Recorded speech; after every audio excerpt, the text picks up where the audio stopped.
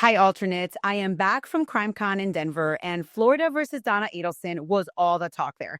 Tabitha and I were both traveling on September 4th during the closing arguments, and no kidding, as I landed in Denver, I received the message. Donna Adelson was found guilty on all counts.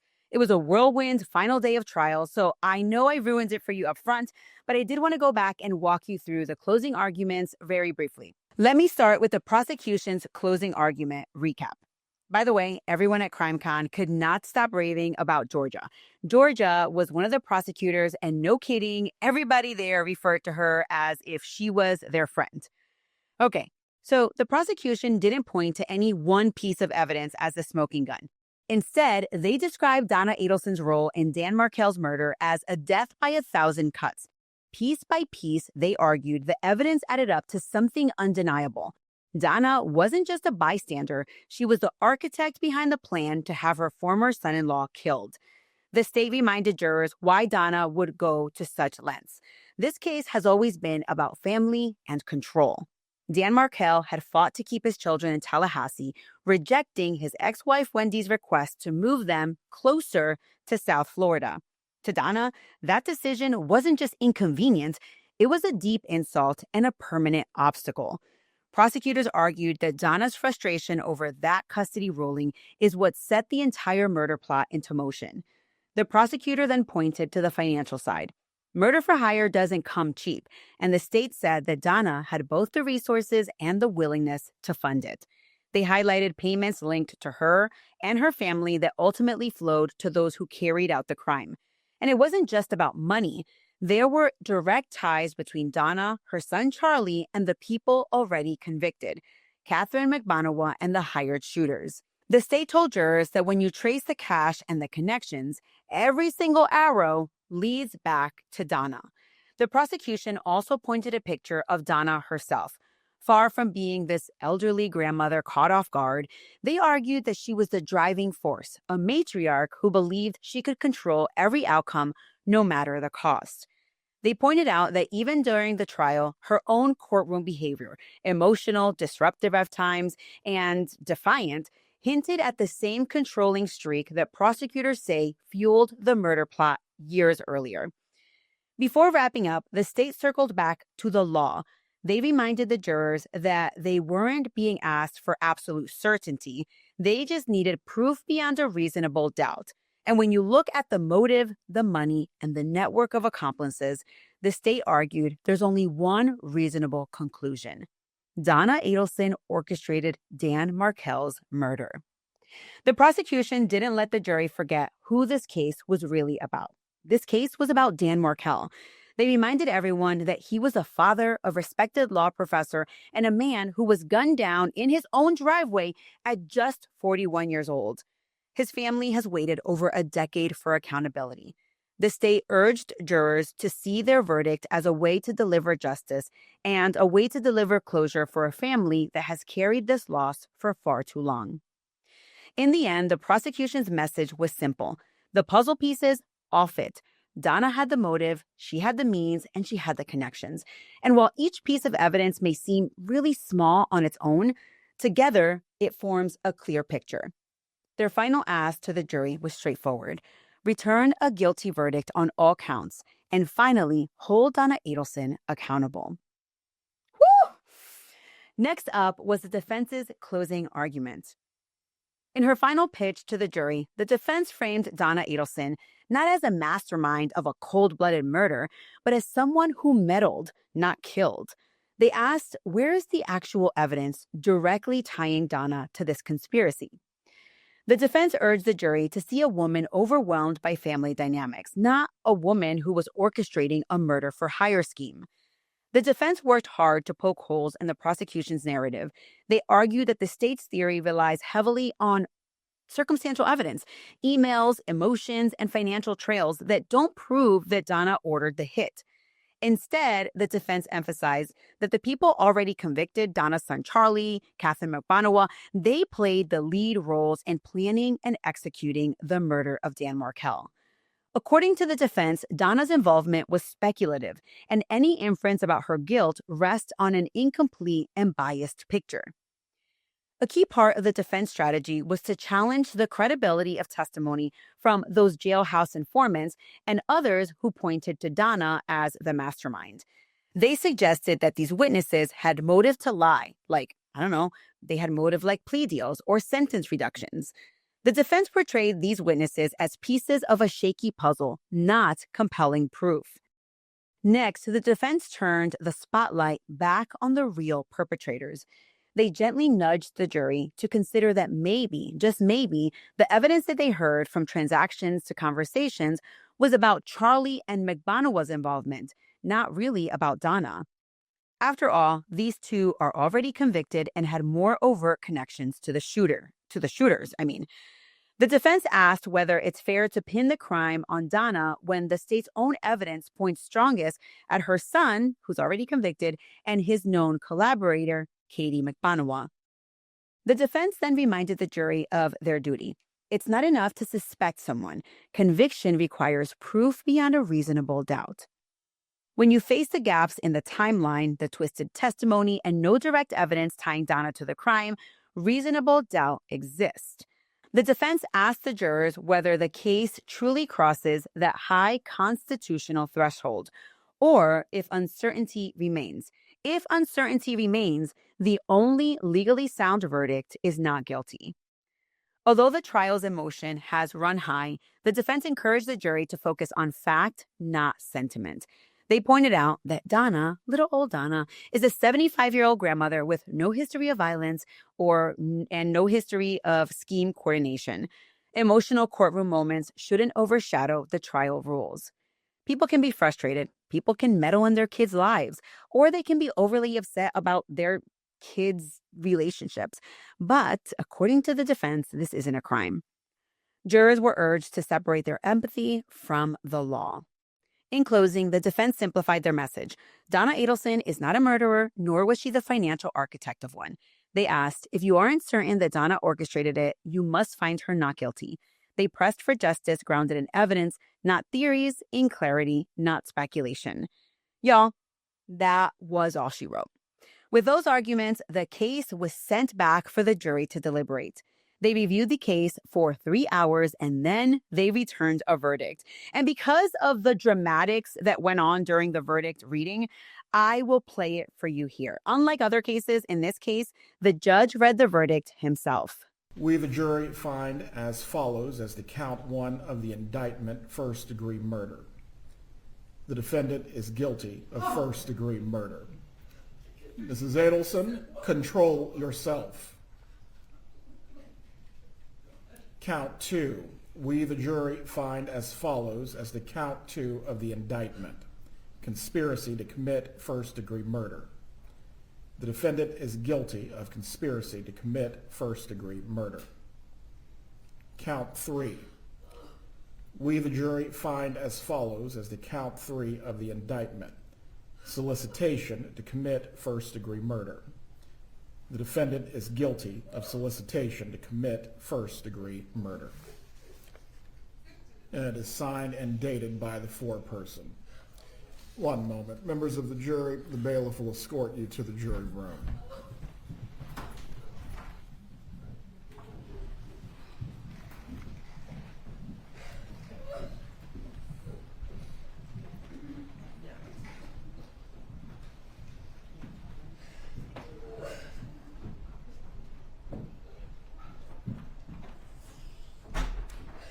Mrs. Adelson, while this was not the outcome I'm sure that you desired, there will not be any further outbursts in front of the jury. If you cannot control yourself, I am going to have to determine if you will be removed from the remainder of this process. Do you understand what I'm saying to you? Do you need a moment to collect yourself? Before the jurors are brought back in, we will take a brief 2-minute break. Please give her tissues if she needs them. Y'all, what do you think? What do you think of Donna's outburst? Was she truly shocked or was she acting? Her reaction will be remembered in history. And listen, her sentence, while it's basically life, Donna's attorneys did ask, after the reading of the verdict, for the sentencing hearing to be scheduled at a later date. The judge appeased the defense, but he did allow Dan Markel's mother and father to give their victim impact statements on this date because they were already there and they sat through the entire trial. In this way, they don't have to come back or travel for the formal sentencing. There is a hearing in October and sentencing should follow soon after. Here is Dan's mom giving her victim impact statement. Thank you, Judge Everett. To the Honorable Judge Everett, my name is Ruth Markel. I am the mother of the late Dan Markel. I stand before you today to express the profound sadness and grief that Dan's family and I have endured since his tragic murder. We have lost a treasure. My son Dan's life was cut tragically short at 41 years old. For 11 years, we have been forced to a life filled with unimaginable pain and heartbreak. Dan's father, Phil, and his sister, Shelley, share in this unending sorrow. Dan was a devoted father, brother, and son. Dan's life was marked by his devotion to family, education, and community. He was a loving, caring, and inspiring person. His academic journey included studying politics and philosophy at Harvard University, earning a master's degree later in political theory from the Hebrew University of Jerusalem and the Emmanuel College in Cambridge, and later going back to Harvard to get a law degree. Dan was a prolific scholar and did start, co-founded the influential Prof's blog. His energy, drive, and sociability greatly enriched the FSU College of Law. Dan's life was filled with passion, music, dance, sports, travel, and people. But of all my son's accomplishments, however, I am most proud of the devoted father Danny was to his two sons, Benjamin and Lincoln. Dan was present, loving, and supportive, always putting his children's well-being first. He regularly attended the boys' daycares, reading with them. His office was filled with their drawings, and his home, his living room, filled with their toys.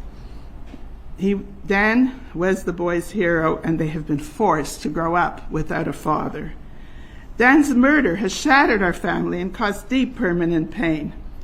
This was a particularly senseless crime, and the murder was particularly insensible. It was not revenge. Dan was a law-abiding and respectful citizen, an active father, and a living son. His life was devoted to teaching and helping others. The pain and suffering of Dan's murder goes well beyond other families too. That is why I wrote the book, The Unveiling, a mother's reflection on murder, grief, and trial life. In my unrelenting grief, I turned to advocacy, to feel purpose, and to help others with these tragic losses. I have found meaning and comfort to connect with others who want to serve justice. To all the community of journalists, TV programs, podcasters, Tallahassee communities, and the allies who have put their hearts in keeping Danny's story alive, we are full of thanks. To law enforcement and prosecutors, our gratitude is beyond for their dedicated, careful perseverance in seeking justice for Danny and our family. If Tallahassee is known for football, Tallahassee should be known for the prosecution and for law enforcement. They have done an outstanding job. These extraordinary efforts underscore the brutal truth of our family's story. Danny's murder was orchestrated by his former mother-in-law, Donna Adelson, and other co-conspirators, and is a crime of cruelty. It is a murder of grief, a murder of selfishly prioritizing one's own desires over what is just or right. And at its core, this was a murder of convenience, so that one grandmother could live closer to her grandchildren. She killed their father and ripped the children from the other grandparents' lives. Donna Adelson's crimes against Dan began long before his murder. She belittled Dan in front of his children. She spread lies about him and contributed to a brutal separation between Dan and Wendy. She rented the house, and Dan came home, and he found that Wendy and the boys were gone, with most of their belongings. He called this devastation Pearl Harbor. Donna's eagerness for Wendy to divorce Dan and to relocate to South Florida led her to increasingly devise desperate schemes. Despite these efforts, the court ruled that Wendy could not move the boys away from their loving father. Failing to achieve her goal through legal means, Donna finally resorted to orchestrating Dan's murder. She plotted, planned, and paid for his murder. Donna's crimes led to further devastation. Her middle son, Charlie, was convicted and sentenced to a life in prison for his role in facilitating Danny's murder for hire. Can you imagine a mother involving a son to complete a murder? Donna's eldest son, Rob, an honest and decent man, is estranged from the family, and her younger child, Wendy, has decided once again to relocate to another state. Her actions and those of her co-conspirators have caused children to lose their parents. Catherine McManus, Freda Garcia, and Charlie Adelson, also convicted, are all convicted for life and have lost access to their children. Prior to her arrest, Donna's recorded phone calls with Charlie reveal their lack of a moral compass or capacity for self-reflection. She blames external forces for her family's curse. They're outside of her, but she is the curse, and lashes out angrily at witnesses who took the brave step to testify. Her modus operandi has always been to run from Tallahassee and then to try to flee to Vietnam. For our family, there is no such prospect for escape. Danny's absence, and that leaves a hole at the center of our lives, no matter where we go. Yet Dan's murder was not enough for Donna. His death was not enough. Danny had to be fully erased from his beloved sons. The boy's last name was ever changed, an extraordinary decision to excise the Markel name from Phil's only grandsons who shared his last name. And after the first arrests were made, Donna didn't allow the Markel family to have access for over 6 years. It was only when there was a phenomenal Tallahassee advocacy group that passed the Markel Act. The passage of this bill was immediately followed by our first invitation to see the boys after the arrest. The door only cracked open. Despite these efforts, we remain excluded from the boys' lives. We were not at their bar mitzvahs or graduations. We have extremely highly choreographed visits and communications. We only wait for the day that Benjamin and Lincoln will visit their father and his grave in his father's history and his grave in Toronto. We want nothing more. The facts of Danny's murder, are difficult to swallow. The experiences Phil, Shelley, and I have been forced to suffer are profound as homicide survivors and victims of the criminal system. The lives of Danny's 2 sons, our grandchildren, were forever turned upside down by this crime. Benjamin and Lincoln were only preschoolers when their father was murdered, and now they are forced to confront and try to understand the unthinkable crimes of murder and the Adelsons' involvement. Our lives will never return to normal. For those who loved Danny and for those who Danny loved, there is no escape from the wicked effects of what Donna Adelson set in motion, carried out, and paid for, and for many years enjoyed the aftermath of. Donna Adelson has caused immense devastation and an untimely, undeserved murder through her actions. While no trial or verdict can ever heal the profound wounds caused by Dan's murder, justice must be served. I respectfully ask the court to impose the maximum sentence on Donna Adelson. Her lack of cooperation and remorse throughout the case demands justice, the justice that Dan's life and memory fully deserve. We are immensely grateful to the court for its careful and compassionate deliberation. Respectively, Ruth Markel. Here is Dan's father giving his victim impact statement. Good evening. My name is Phil Markel. I'm Danny's father. Judge Everett, I appreciate the opportunity to speak about the impact of Donna Adelson's actions on my families and the families of so many others. While this victim impact statement is addressed to you, Your Honor, it is also intended for the Adelson family, Harvey, Charlie, Wendy, and particularly Donna. I would like them to understand and reflect on the deep and irreparable damage they have caused. The pain that they have caused my family is obvious and permanent, but they have also caused lifelong harm to their own immediate family and so many other families and children around. Donna's selfishness, cruelty, and complete disrespect for human life, along with that of her co-conspirators, have left families forever broken. Louis Rivera, his children have no father. Catherine Magbanawa and Sigfredo Garcia, their children have no parents. Charlie Adelson, his son, Roman, has no father. Rob Adelson and his wife and their 2 children have lost their uncle and grandparents.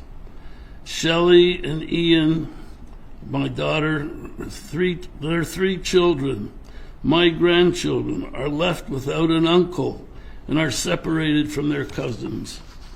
Of course, their heinous and callous actions have left me, Ruth, and Shelley without our Danny, and Ben and Lincoln without their father. For anyone to commit such a cold-blooded, unprovoked act of murder is horrific. For Donna, someone who claims to care so much about Ben and Lincoln, her sun shines. Her actions are beyond comprehension. She has harmed forever the people she claims to have loved. In the Jewish custom, we have an expression to always wish others to live to 120 years of age. For Donna, I wish her to live to 120, alone in her jail cell. I wish that every day of her remaining days she thinks about the harm she has caused to so many, especially those 2 boys she claims to have loved so much. For these reasons, Your Honor, I ask the court sentence Donna Adelson to the maximum possible sentence. And my only short question to Donna, was it worth it? Respectfully, thank you. Now, listening to Dan Markel's parents was so heartbreaking, but I am so proud of how strong and firm they stood in confronting Donna Adelson. It has been years. Even though she sat in the background, vigorously shaking her head, Donna Adelson, the Markel family had the last word. All right, alternates, this wraps up our coverage of Florida versus Donna Adelson. Let us know in the comments or reviews if you think the jury got it right. A lot of people have asked me this one question. Is Wendy Adelson next? And to be honest with you, I'm not sure. I have not watched all of the trials, only this one from start to finish. But there are a lot more records out there and calls and there were a lot of subpoenas in this case. The state attorney, Jack Campbell, did make a statement about what's next. For now, he simply said, quote, "Right now, we're celebrating last night's victory. We appreciate the work of the jurors and the support of the community. I understand everyone's curiosity and interest, but for now, we're going to let our team rest. We'll make decisions in the coming weeks, end quote. So there you have it, alternates. It is all up in the air. For Tabitha and I, we want to say thank you for the bottom of our hearts for joining us for another season of The Alternate. And we are so happy that there is justice for Dan Markel. Make sure that you're following the podcast wherever you listen and watch, because our next case can start any day now. If you hear of a case that you really, really, really would like us to cover, be sure to send us a message. You can follow us on Instagram and TikTok at The Alternate Pod. If you love the show, make sure that you rate the show 5 stars, as it really does help us get in front of more listeners and, just to get the word out there, because our podcast is relatively new. All right, alternates, until the next trial, think like a juror and decide like one too.